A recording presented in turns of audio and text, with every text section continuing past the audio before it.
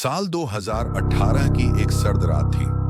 मैं अर्जुन दिल्ली से रांची जाने वाली एक ट्रेन में सफर कर रहा था। दिसंबर की कंपकंपाती ठंड में ट्रेन जैसे ही झारखंड के घने जंगलों में दाखिल हुई, माहौल कुछ अजीब सा लगने लगा। कोहरे ने पूरी ट्रेन को घेर लिया था और बाहर कुछ भी साफ दिखाई नहीं दे रहा था। मेरे डिब्बे में कुल मिलाकर 5 लोग थे। एक बुजुर्ग दंपत्ति, एक अधेड़ उम्र का व्यक्ति और एक युवती जो अकेली थी।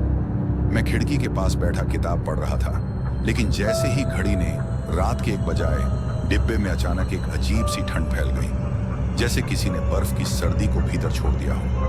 तभी एक बहुत धीमी सी सरसराहट की आवाज सुनाई दी।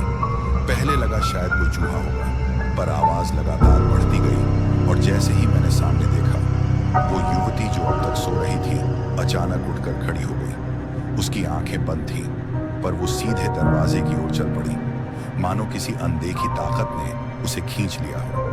बुजुर्ग महिला चिल्लाई, बेटी क्या हुआ तुम्हें? लेकिन वो युवती बिना कुछ बोले दरवाजा खोलकर बाहर प्लेटफॉर्म की ओर झांकने लगी। लेकिन हैरानी की बात यह थी कि ट्रेन किसी स्टेशन पर नहीं रुकी थी। बाहर सिर्फ जंगल था, अंधेरा और सन्नाटा। अचानक एक जोर की चीख गूंजी। वो युवती जोर से चिल्लाई और फर्श पर गिर गई। हम सब दौड़कर उसके पास पहुंचे। उसकी आंखें खुली थीं, लेकिन उनमें डर जम चुका था। उसने कांपती आवाज में कहा, वो आ रहा है। उसने मुझसे कहा था कि मैं लौट आऊं। मैं उसी की हूं। उसकी बात सुनते ही उस अधेड़ आदमी ने कहा, ये इलाका सोनझरिया घाट कहलाता है। सुना है यहाँ कई साल पहले एक औरत की ट्रेन से गिरकर मौत हो गई थी। लोग कहते हैं वो आत्मा अब भी इसी ट्रेन में सफर करती है, हर उस लड़की को ढूंढती है जो अकेली हो। तभी ट्रेन की लाइट्स झपकने लगी और एक पल के लिए सभी बल्ब बुझ गए।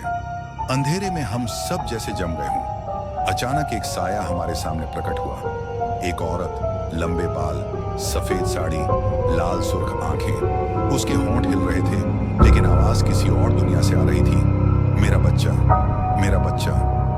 बुजुर्ग आदमी तो डर के मारे बेहोश हो गए। मैं और बाकी लोग चिल्लाने ही वाले थे कि अचानक ट्रेन की लाइटें फिर से जल उठी।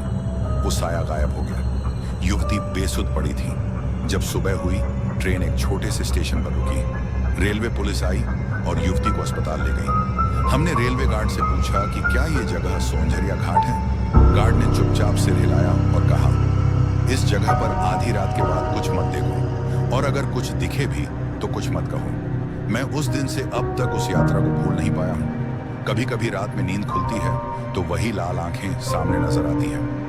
क्या वो आत्मा अब भी ट्रेन में सवार है? क्या अगली बार वो किसी और को बुलाएगी? कभी अगर आप भी रात में उस जंगल से गुजरते हुए ट्रेन में सफर करें तो जरा संभल के, क्योंकि हो सकता है वो अब भी आपकी बगल वाली सीट पर बैठी हो।